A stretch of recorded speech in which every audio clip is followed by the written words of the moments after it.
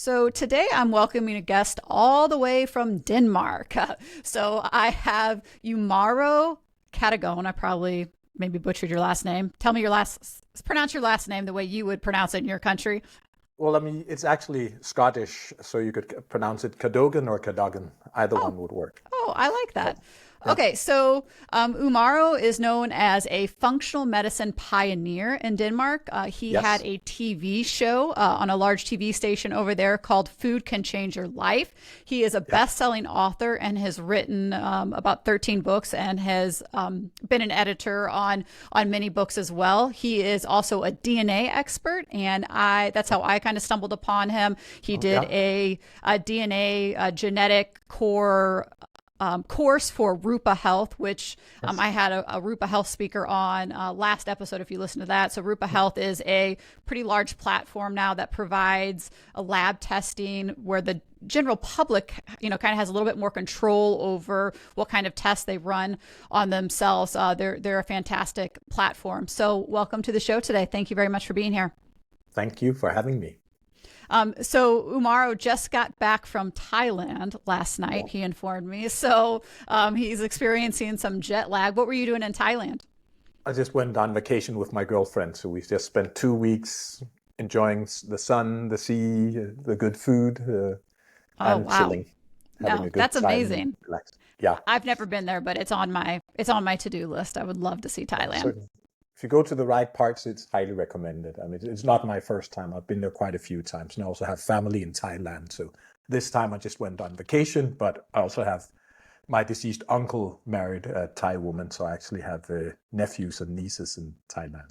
Oh, that's great. So what do you do to kind of fight the jet lag? Do you have any biohacking tips or tricks for us? Yeah, well, I mean, yeah, light exposure, of course. So I made sure that I get, control my light exposure, lots of light exposure early in the day. And then, of course, tone down lights late in the day, melatonin when I go to sleep, and also use cold exposure strategically. So yesterday when I land, yesterday I landed in Copenhagen right after the middle of midday, and then I just got straight into a biohacking studio and went in to get some cryo, both full body and facial cryo, to kind of jolt me back Yeah. into this time zone. And this morning when I got up, then I also went and just spent the last 3 minutes when I took my shower just under cold water to so cold exposure. And then I use caffeine strategically. I'm super sensitive to caffeine, so normally I don't have caffeine because I'll just be all over the place, out of control. But when I'm jet lagged, then I'll have a good cup of strong, high quality coffee in the morning, and that helps me settle in the right time zone. And then actually, I also use very small amounts of alcohol judiciously for resetting, because alcohol will disrupt your circadian rhythm. So whenever I Yeah. travel, then I'll have maybe just like a quarter glass of wine or half a glass of wine on the plane, because that'll kind of ease up my circadian rhythm. And then when I get into the new time zone, if I do the right things with light exposure in the morning and during the day, and of course no light exposure at night, that helps me What settle type of into new. dosing are you taking on your melatonin? I do about 5 milligrams, which Okay. seems to work well for me. If I take more, then I'll be drowsy. If I take less, it doesn't really seem to do much. Yeah. Do that. And then I also tweak my protein carbohydrate ratio when I need to change my circadian rhythm. So if you up protein and lower carbohydrates in the morning and during the day, that tends to increase your production of catecholamines like dopamine, noradrenaline, and adrenaline, and slightly lower your production of indoleamines like serotonin, melatonin. So you do that during the day to, be like on, aware, awake, and then in the evening, lower protein and up carbohydrates, because that will push melatonin production. Yeah, all sorts of good tips and tricks there. Yeah. So you have an interesting personal journey of how you ended up in functional medicine. Can you maybe tell us a little bit how you ended up here? Yes, I'll try to make a rather long story shorter. So I've always been into both like biology and living organisms and food from an early age. Like even as a toddler, I wanted to get into the kitchen. I wanted to make omelets. My parents wouldn't let me, and so there's just been this interest in food, not just eating a lot of food, but also how does it taste, what happens when you cook things. And even as a kid, I was like a total biology nerd. So, I mean, I actually tried dissecting a dead field mouse at the age of 5. So I got into my grandfather's tool shed and got hold of a knife, and so that. And as a teenager, I well, I went to attended international schools because my parents have been stationed with the Danish Foreign Ministry in Novo Nordisk, and so all those international schools I attended as a teenager, any time I could, take a class on biology, physiology, biochemistry, environmental studies, physiology, organic chemistry, whatever, I just took all of them, way more classes than I had to. So at the age of 18, which is all the way back in 95, I actually covered something close to the equivalent of a bachelor in human biology or biochemistry. At that time, I still didn't know I'd end up working with health and nutrition. And then I got back to Denmark, thought I'd have a year off, just not go to school, earn some money. And I used to be quite a good basketball player, so I thought maybe I'd see if I could get on the Danish national team. And then during that year, I became severely ill, so I developed inflammatory bowel disease, actually Crohn's colitis, so the worst, both of those in combination. I developed multiple sclerosis and some sort of inflammatory autoimmune arthritis that sort of didn't quite fit rheumatoid arthritis, but it was also more than just a reactive arthritis. And because of all the digestive problems and so forth, I lost a lot of weight. So I lost 40 kilograms of weight within a year, which is about 100 pounds or so. And this is back in the mid-90s, right? So medically, there weren't that many options available because hey, we have a few medications for this disease, but they can't give them because then that'll make your other diagnosis worse and so forth. So no one really dared treat me. And so from the mid-90s until the late 90s, I just got worse and worse. And then at some point it dawned on me, okay, we all know that broccoli is healthier than chicken nuggets or chicken wings, buffalo wings, whatever. Yeah. But might it be that you could literally use nutrition and diet and lifestyle as medicine, not just to be healthy or unhealthy? And once the dime dropped for me, then I was like, well, actually I have all this theoretical knowledge, because it's interesting. Before that, I thought I'd end up doing all sorts of other things rather than working with health. But then it made sense why I'm just like this nerd sponge absorbing information, because I actually had enough theoretical background information to start to sort of see the outlines of what was happening and why my body was, as you say, rather unfriendly. And then coupling my own knowledge and then seeking out practitioners and experts all over the world, little by little, I put together the pieces of the puzzle and found out how I could literally use nutrition, diet, and lifestyle to put all those diseases into remission and become healthy again. So back then, I didn't know the term functional medicine, but that was literally my introduction to functional medicine. And then I came across the Institute for Functional Medicine in the early 2000s and started attending some of the conferences initially as a guest. And within a few years, I actually also became someone who would speak and lecture and consult for the Institute for Functional Medicine on and off. And that then propelled me into working with people one-on-one and in groups and so forth. And that's what I've done since the early. Would you say that you had a poor diet when you were prior to you getting sick, or what do you think not really, because I was already into cooking and food and health and biology, and also as an elite athlete. So it wasn't just a matter of me eating a really crappy or atrocious diet. But certainly it was like all these things in combination. Of course, I've run all my genetics, and I just have. Yeah.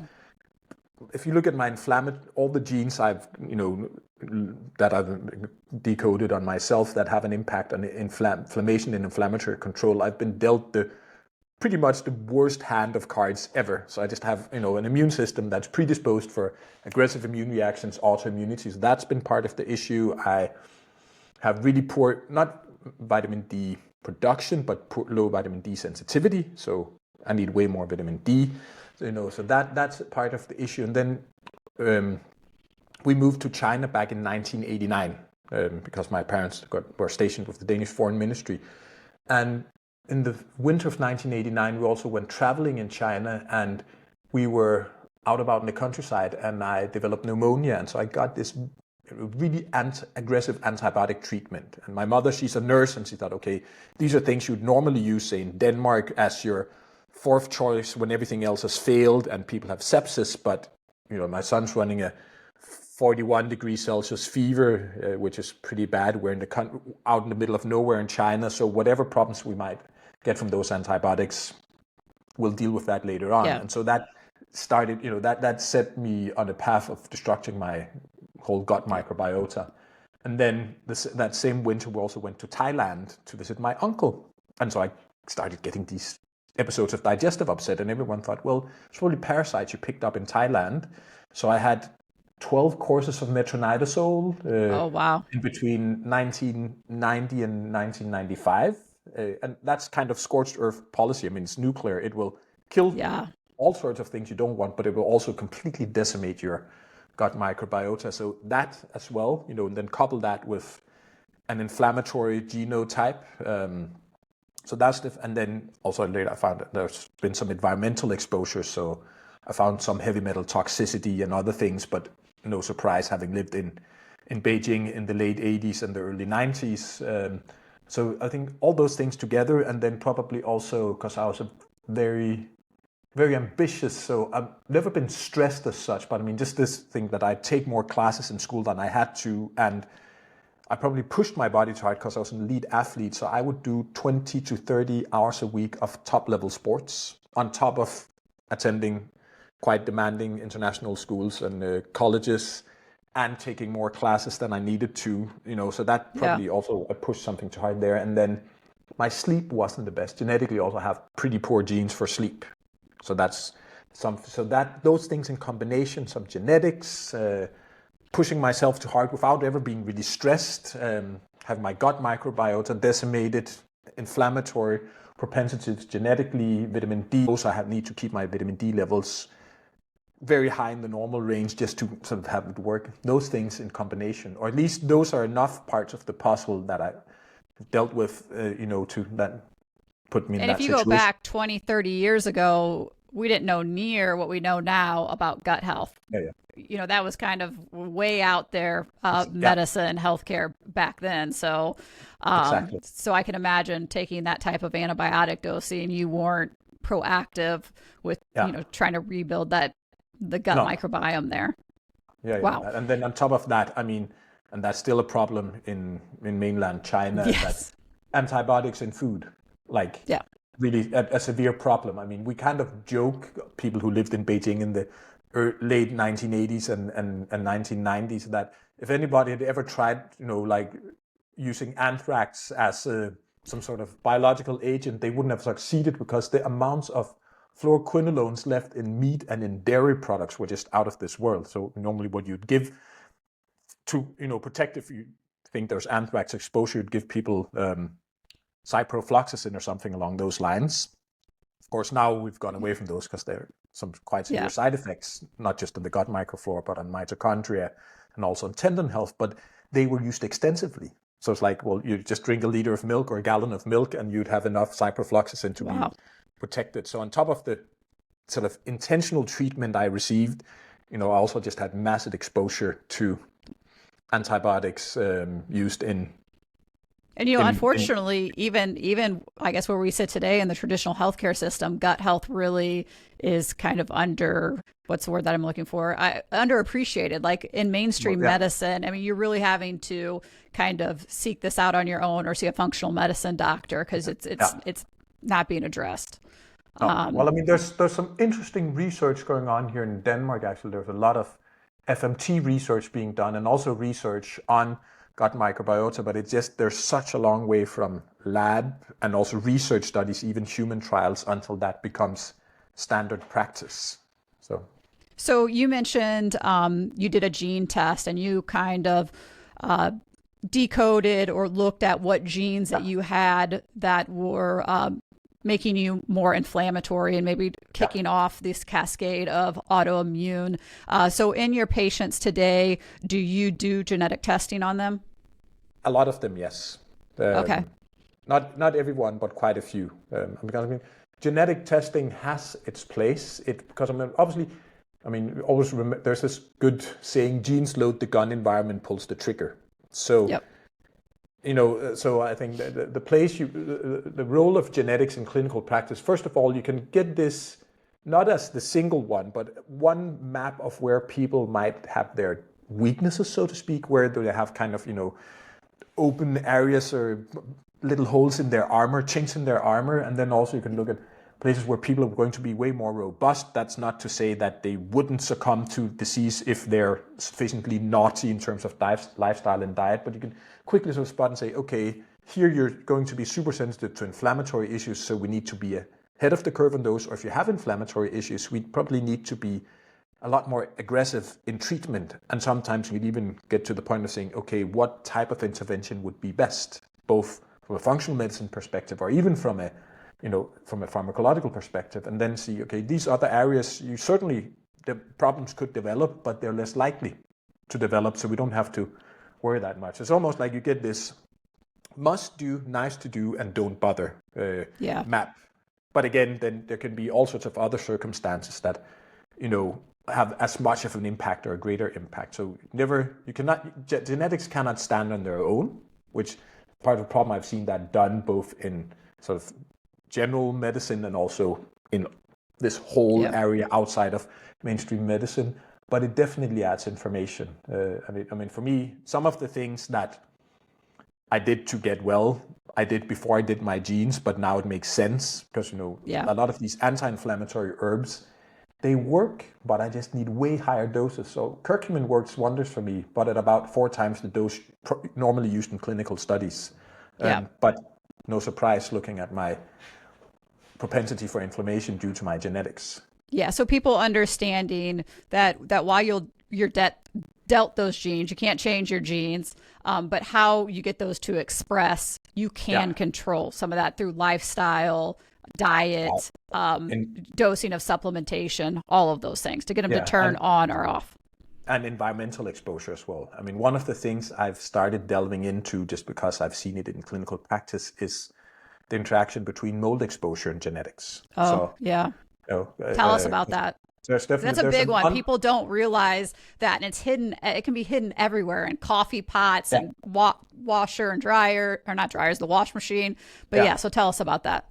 So because that's certainly underappreciated, and people have these strange, health problems and histories that you can't make sense of them. You should always consider mold, but even then, there's going to be a massive difference in how sensitive people are. So, what really opened my eyes is this case that I also presented on.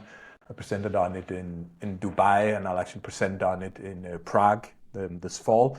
A whole family that moved into their dream house. They're quite well off, so they built their house from scratch, ground up. And after moving into this house, they started developing quite different health problems. So there's the parents, the mother and the father, and then 2 of their children, teenagers, late teens.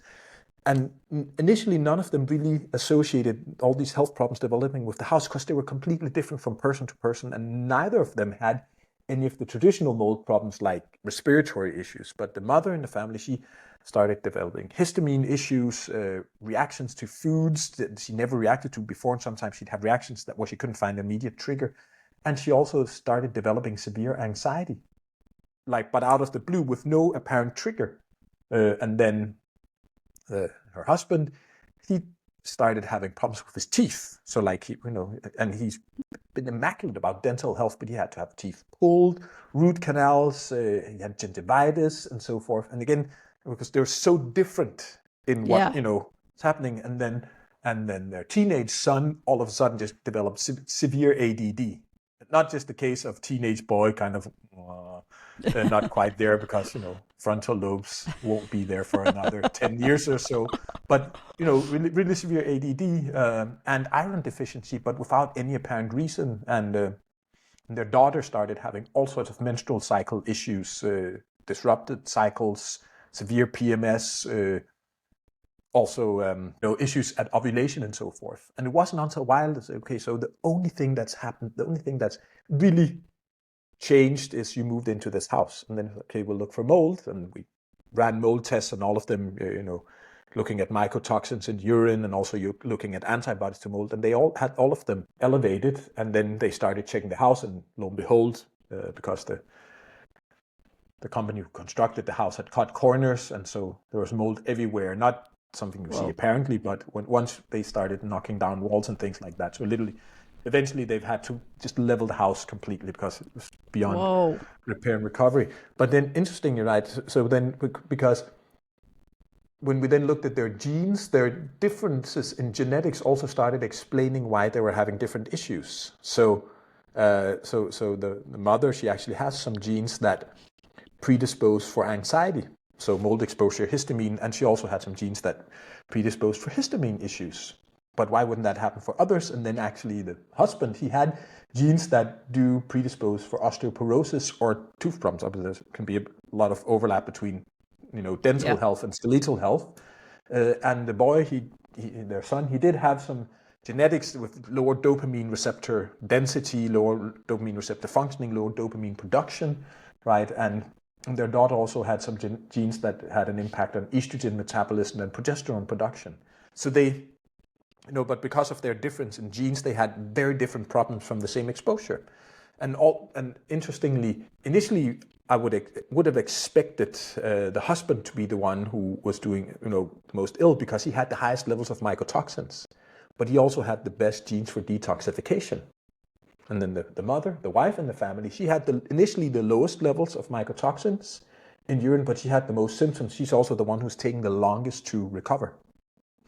But she has, when we look at her detox genes, especially some of her glutathione, as transferases, and also her COMT, and certain other genes that have an impact on detoxification, those are really sluggish. So she actually had more retention because then when we started doing, not just getting them out of the house and addressing their sort of immediate concerns, but we went through quite an extensive detoxification protocol. And then once we started pushing, all of a sudden the floodgates just came open, and so after a while, even when they were out of the house, not exposed to mold, we found extremely high levels of mycotoxins in urine from the mother in the family, but not until we started pushing all her detox pathways really aggressively because she had poor detoxification. So, I mean, obviously there's 4 individuals there, but so you don't need to go, tell me about all of them, but maybe just give me a few examples of how you're detoxing somebody from this. Well, I mean, obviously for mold, you want to stop further exposure, the first most important thing. And then you're going to have to really encourage bile flow, right? Because mycotoxins are lipophilic, so to get rid of them in the first place. And then you need to use binders because a lot of them, since normally you recycle about 80% of bile acids.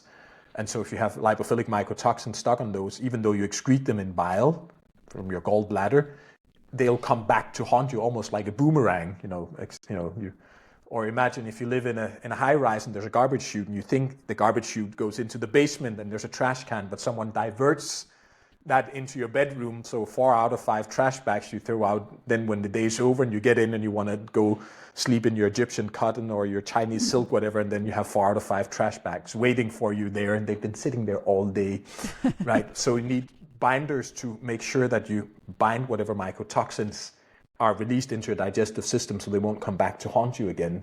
And then very often you need to push things that enhance glutathione production and also glutathione as transferases, so the enzymes that use glutathione for detox quite aggressively to get rid of mold. And then pretty aggressive intervention to normalize the gut microbiota as well, because it tends to get disrupted by. Do you give glutathione injections or topicals or oral? Initially, we did all sorts of things to enhance glutathione production and did liposomal glutathione, and then I referred them on to a medical clinic that will do IV glutathione pushes as well later on, and we did that. And even there, we found out that for the individuals who had the poor detox genes, we actually had to give them less glutathione because otherwise they'd get really bad Herxheimer reactions. So how long did it take you to get them back to health? You mentioned the mother might still be going through this. Mother is, it took, the mother is almost there, but they moved into the house back in 2018. They started working with me in 21. So for the mother, it's taking about 3 years. The son is perfect. He's back completely normal, back to normal. That took us about 1 year, 15 months or so. The daughter, we're completely clear of the mold, but now we're still working to reset her hypothalamic pituitary ovarian axis, because so it's got knocked completely off balance. And of course, and for the father, I mean, mold is over, but then it's still quite extensive dental work, and having prosthesis and things like that made now out of bioidentical materials or things that won't be a new biological hazard. Wow. So it's been a while, but the ones who had the poorest detox in the family are the ones who were taking the longest. Also, they were the ones where it took quite a lot longer before they started feeling any relief, even after moving out of the house and making sure they got into that their new house didn't have any mold whatsoever. Fascinating. So, do you know who Gary Brucka is? He's he's a U.S. guy, so I don't know if you're familiar with him or I've not. heard of him, yeah. Okay, Yeah. so he has a big healthcare company, and he really promotes these methylation tests, and he does MTHFR, MTR, AHCY, COMT, like the 5 methylation pathways. I'm curious if you do methylation testing on your patients or on some of them. I do, but with that said, I think there is an emphasis or a tendency to overemphasize the importance of methylation. Not to say that it's not important, or people who overtreat or don't really understand the full spectrum, because a lot of people say, oh, because you have one or more SNPs on MTHFR, so now you just need to do massive amounts of methylfolate. Not necessarily. So I do look at methylation, but I look at it in context with everything else. So if you just do methylation and sort of say you have poor methylation genes, therefore you're doomed, that's completely incorrect. And I see quite a few clients who've actually moved from one type of disaster to another because they said, oh, you have a comp problem or an MTHFR issue, so now just take methylfolate and everything will be fine. But actually, if you overdose methylfolate or folate in general, that can cause massive problems as well. So explain to the average person even what methylation is, and then probably the one they've heard of the most is MTHFR. So maybe discuss those two for just the average person. Yeah, so methylation is a process where you use methyl groups. Methyl groups are these really, really simple organic molecules. It's just 1 carbon, 3 hydrogens. So it's a super simple molecule.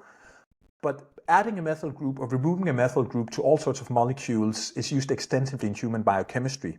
Because if you can add a bit or take a bit away, that changes the structure of things and therefore the function. So you use either adding these methyl groups or removing them quite extensively. Use that to regulate genetic expression, either turn up genes, turn down genes, silence genes. When we talk about epigenetics, where this environmental impact kind of puts these bookmarks in your genes, that's through methylation as well. You use methylation for a lot of energy production, so to make creatine. I mean, obviously you can supplement with creatine, but endogenous creatine synthesis takes up 50% or more of methylation capacity. Also for making Q10 and L-carnitine, so some of these molecules that are really important for mitochondrial function or ATP function. You use methyl groups in the regulation of neurobiochemistry, both when it comes to producing neurotransmitters, but also in terms of breaking them down. You use methyl groups extensively in detoxification, histamine, estrogens, heavy metals like arsenic, like mercury, other environmental toxins. You also use methyl groups in stabilizing cell membranes and depositing healthy fats in cell membranes like EPA and DHA.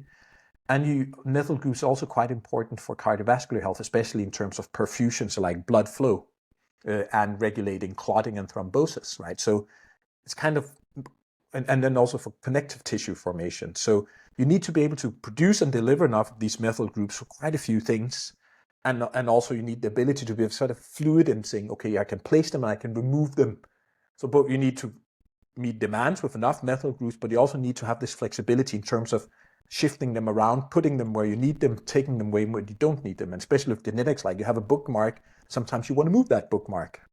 And sometimes you want it to stay and so forth, right? So it's a simple molecule, but it's a process that has a big impact on many things. And it's true, if you have one or more off variants in MTHFR, your ability to produce methylfolate, which is one of the ways of delivering methyl groups, is lowered.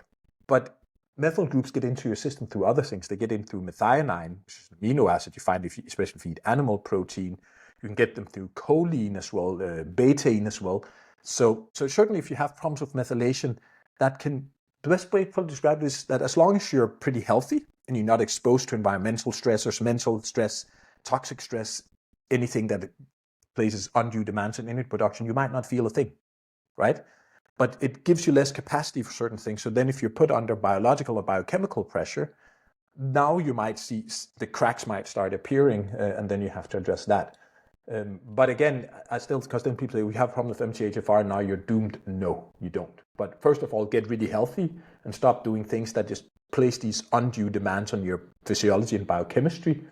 And then you might need to address methylation directly as well, not just by methylfolate, but especially also by getting creatine, which will, take off some of the demand by making sure you get enough choline, because choline is important for cell membrane function, for producing acetylcholine, for hepatic health as well, liver health, both in terms of detoxification, but also handling lipids in the liver. So if you have a problem with methylation, you need more choline, but also choline can help you bypass any issues you might have with producing methylfolate, right? And getting betaine as well, trimethylglycine in. So it's not just about methylfolate, and it's not just about MTHFR, which, so that's I have pardon my language, and I'll just warning, trigger warning, if you're super sensitive, you should now cover your ears. But something I love to say, and especially to you as audience, because people get a bit shocked, is, single factor thinking is the source of the biggest bleep ups in biology, health, and medicine, right? So we say it's this one thing, methylation, or it's all about just insulin or carbs or glucose, or it's just about saturated fat being good or bad, whatever. That's when you make, the biggest F-ups, because the human body is way more complex than that. And if you have a blockage in this pathway, there are all these other surrounding areas where you say, well, maybe you could ease your way around it, or just make sure if you cover those areas, then this roadblock won't mean a thing. But if you just focus on that one roadblock, there are other things that you leave unaddressed. I was surprised. I read this, and I'm just assuming it's true. You can probably confirm or deny this, because I was surprised by the stat. It says 44% of the world's population has a genetic mutation that makes it tough for them to create enough 5-MTHFR gene. Well, they have variants that lower their ability to create methylfolate, but that again tells you if close to half the population has impact on their ability to produce methylfolate, it obviously can't be just the one and only problem, because then we'd be dead. And that was exactly my thought. I'm like, that's a high number. Yeah. And from an evolutionary perspective, there's probably certain advantages to not being that good at making methylfolate. That's less of an issue now, but if you live in an area with high sort of selective pressure caused by bloodborne parasites like malaria, a lot of these parasites cannot make their own methylfolate. So if they get into a host who happens to be less efficient at making methylfolate, you'll actually lower their pathogenic potential, because they can't steal as much methylfolate, therefore they cannot cause as much trouble. And again, then if you do all these other things where you're healthy, well, you have a bit of here you have a bit of a bottleneck, but it doesn't matter, because you're not putting your body under sort of the biological pressure that will cause that bottleneck to become an issue. One of the things that you talked about earlier in the podcast that was important for you to supplement, you mentioned vitamin D, that your receptors aren't as sensitive to it, that you run, quote, higher levels, or you're more in the 100 range, where optimal, people would probably say somewhere between 50 and 80. But tell me a little bit more about the vitamin D and its importance with some of these inflammatory processes in your body. Yeah, well, vitamin D is probably, we really should, rather than speaking of vitamin D as a vitamin, we should really call it like a pre-hormone, or you could also think of it as as paper for writing molecular letters, right? Because the things you turn vitamin D into, especially 125 dihydroxycholecalciferol, which the active form, that's used to upregulate and downregulate all sorts of cellular processes. So essentially, any time at the cellular level where you need to say yes, no, continue, stop, or do more, do less, you need vitamin D turned into 125 dihydroxycholecalciferol to regulate that. So if you don't have enough vitamin D available, then your ability to micromanage and sort of the more nuanced way regulate cellular activity as things change in the human body, which it will do, because then you get an infection, and then you're exposed to this and that, and then You eat more of this, less of that, then you're stressed, whatever, right? So you need more vitamin D. So vitamin D, the Danish analogy is that in Danish I'd say vitamin D for det hele, which means all of it. Of course, that doesn't quite add up in English, but in Danish it just makes a lot of sense. Det hele, which means all of it. And then, so pretty much any sort of function, if you're low on vitamin D, your ability to fine-tune that is impaired. But then if you have problems with your vitamin D receptors on top of that, your cells are a bit deaf. So even though you're sending these signals with vitamin D to either upregulate immune activity, downregulate immune activity, or make it more nuanced, it's like, can't hear what you're saying. What? Pardon me, right? Or if you have someone who's deaf, you're going to have to get really close to them, speak very loud and slowly, and repeat things again, and again, unless they get a hearing aid that works, right? And so if you have some of these vitamin D receptor variants where your receptors are less functional or less sensitive, then you need more vitamin D, because you're going to have to send more signals. You're going to have to yell at someone who's partially deaf until they finally hear it and get it. Oh, you wanted me to do more of that or less of that. All right, got it. Yeah. That's okay. So that's the way to go. And that for me, so depending what units you use, in Denmark and most of Europe, you use nanomoles per liter. And so I need to be at 130 at least, or above 130, which probably is about, in US units, that means I need to be at the very least 60 nanograms per deciliter. Okay. But if I get below that, then I actually have issues, whereas outright deficiency, of course, in US units is less than 20 nanograms per deciliter, right? And I do way better if I'm in US units. I'm about 100 nanograms per deciliter. Are you taking that daily, oral, liquid? How do you administer your vitamin D? Yeah, I mean, I eat fatty fish every day. And of course, I get some sun exposure, although I have a built-in SPF, probably 4 or 5 or so, due to my father. He's from Barbados, hence also the British or British Commonwealth last name. Yeah. And then I take vitamin D as well. And I need to take quite high doses to maintain blood levels. So during the summer, I need to take 10,000 international units per day. Oh, yeah, that is high. In winter, about 20,000 international units per day, to maintain sufficient circulating levels to maintain control of my metabology. We see a lot of patients with vitamin D deficiencies, and it doesn't matter if it's summer or winter, and they want to think that, like, let's say if we find it and it's a winter month, they'll be like, well, summer's coming, I probably don't need to supplement it because I get out in the sun a lot.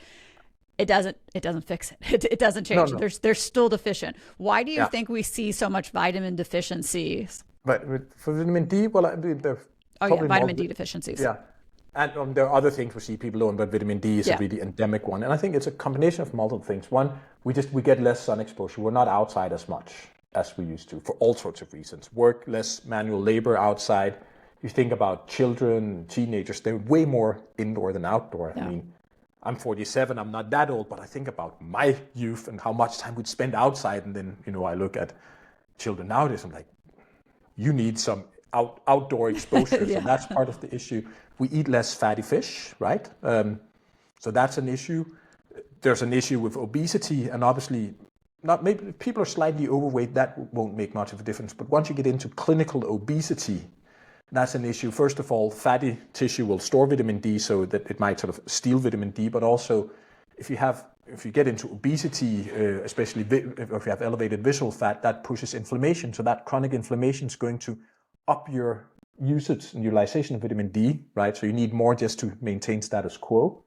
So I think that's an issue. And then there are all these other things we're exposed to that promote inflammation, right? And which will then have you using more vitamin D. So that's an issue.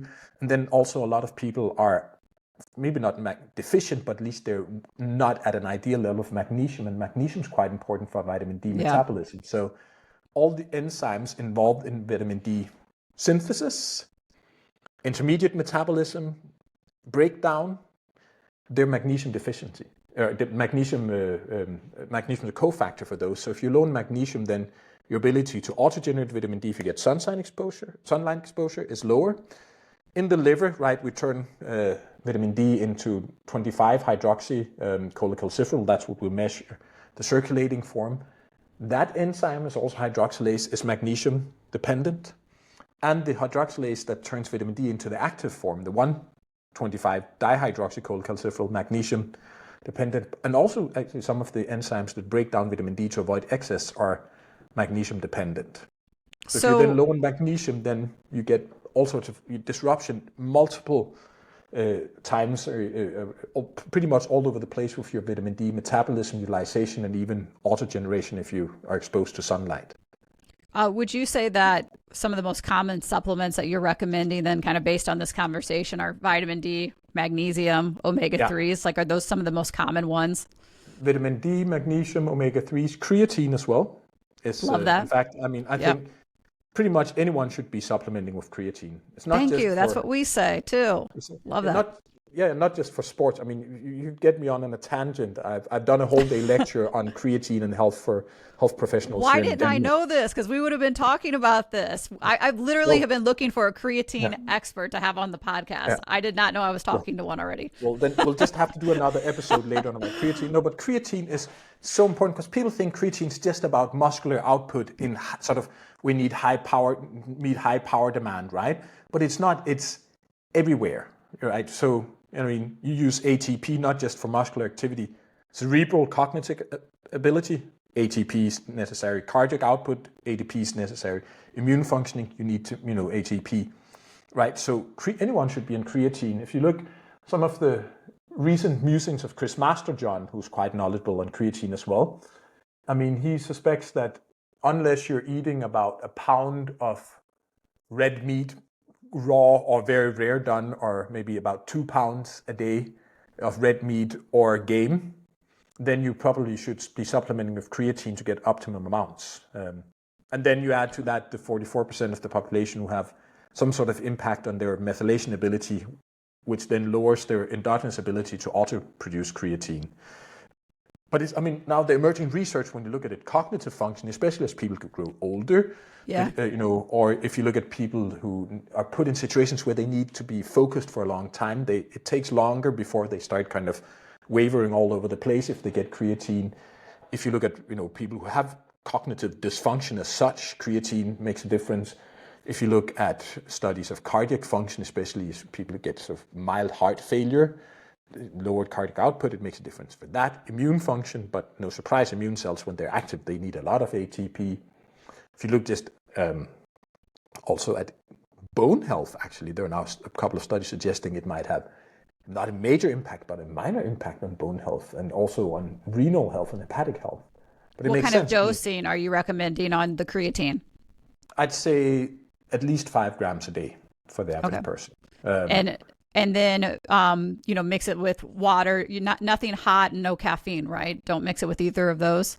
Well, hot, if you boil it, it'll probably denature. So, and we know it's built from the creatine in meat.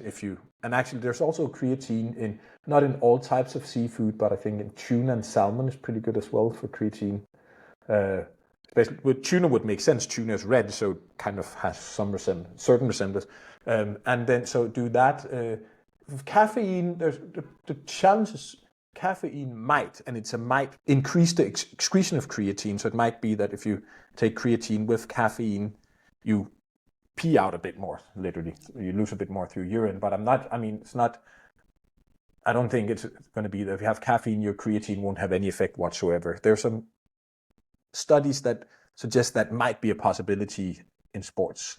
Why do you think creatine kind of got siloed into this area where people just associate it with like muscle mass or athletes? Because it has so many other benefits. Well, because I think that's where all the initial research was done, right? And then because that's a really easy area to market, like, okay, big muscles, power output, creatine. Oh, got it, right? Yeah. But then it's like cerebral function, that has nothing to do with muscular output. Cardiac output, bone density, immune function, hepatic function, renal function.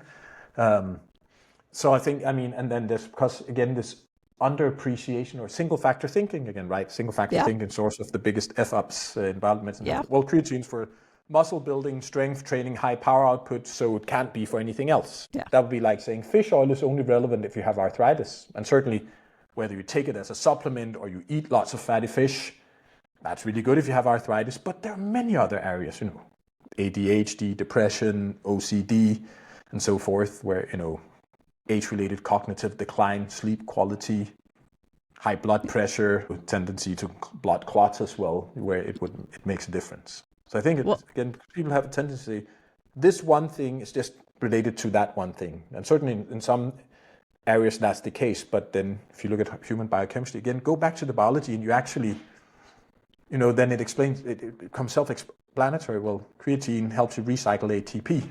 Where do you need ATP? Anywhere and everywhere. Yeah, everywhere. Yeah.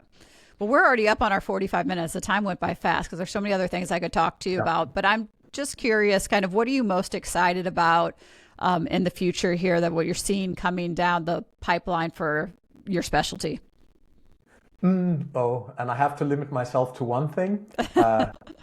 And actually, something that I'm really delving into at the moment are the kind of forgotten or overlooked effects of low intensity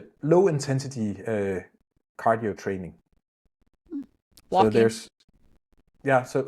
So not just for athletic performance, but also for general health. So most people think if you want super mitochondria, you're going to have to do only high intensity training, and that's certainly part of the protocol. But actually, if you want lots and lots of mitochondria, you have to put in quite a high volume of rather low intensity cardio training, zone 2 or maybe even zone 1.5, which will not give you immediate effects, but in the long term. And then if we start thinking about the link between mitochondrial health and longevity, anti-aging, healthy aging, successful aging, long lifespan, long health span, and all sorts of diseases. So I'm seeing, for myself, I also do a lot of sports, and I also work with top level athletes all over the world. And it's just interesting to see what happens when we start implementing more training at an intensity that initially seems like that's way too easy to make any difference whatsoever. And then also seeing that in clinical practice for patients with all sorts of health problems. Not to say that you need strength training for muscle mass, bone density, and so forth. And you need some high intensity training as well. But it's almost as if low intensity is forgotten. And just as an example, not from health, but from sports, where someone rediscovered this actually in CrossFit. And I follow CrossFit because I've worked with some of the best top level CrossFitters, both in the US and here in Europe and across the world, spanning over time, right? And back when Rich Froning and Matt Fraser and when they became the top honchos, one of the things they started doing, also George Hinshaw, who's a US trainer who used to be a top level triathlete and then does a lot of cardio training. And so in CrossFit, when they started doing some cardio at an intensity that was way lower than anything that pertains to the workouts they do, that's where you had these people who just, and of course you have these almost evolutions, and now more things have happened since then. But that, one of the reasons you also had these people who were just machines who keep on going at super high intensities, actually because they started doing lower intensity work. Interesting. Not taking away the high intensity stuff. So, but that's just for sports. But when you start looking at mitochondrial health, all the people say, oh, well, intermittent fasting, time restricted eating, keto, whatever for super mitochondrial health, just to high intensity training. I'm sorry to say so, but they really got their biochemistry wrong. Not saying that high intensity training doesn't have its place. It should be in there as well, but way more lower intensity. Also just daily movement, like walking, cycling to and from work. Depends on where you live in the world, of course. Yeah. But here in Denmark, where it's like a nation of people who bike everywhere, and the roadworks system is set up for biking as well. Yeah. I could do funny stories. I interned with Methylation labs back in the late 2000s. They were outside of Georgia. And of course, being the happy Dane I am, I got there and I went to rent a bike. I was there for a month, helping them with some development. And I biked everywhere, and people just look, it's strange enough. There's no biking lane here. I don't care. I'm just going to go on highways and stuff like that. And people were, somewhere between afraid on my behalf, and just doesn't compute. Must almost have been like some of the Indians in the US when the first Europeans came in ships, and they looked out and there were ships there and people, and they just didn't compute because they'd never seen ships like that. And then once they set foot on land, whoa, there are these people. They're really, really pale compared to us, right? That's funny. Well, thank you so much for being on the show. Do you have a website that is in English like that we can direct people to? Yeah, if you go to umahro.com. So my name, umahro.com. There's a English landing page there. Okay. And then if people follow me on social media, I mean, I do quite a lot of stuff in Danish, but I also do some things in English. And actually starting next year, I'm going to be sort of way more coherent strategy for reaching out to the English speaking parts of the world as well. So. Okay, perfect. Well, I'll attach that as I always do in the show notes. And thank you everybody for listening. And thank you so much for joining me, especially coming right off of a flight from Thailand yesterday. Thank you for having me. Thank you.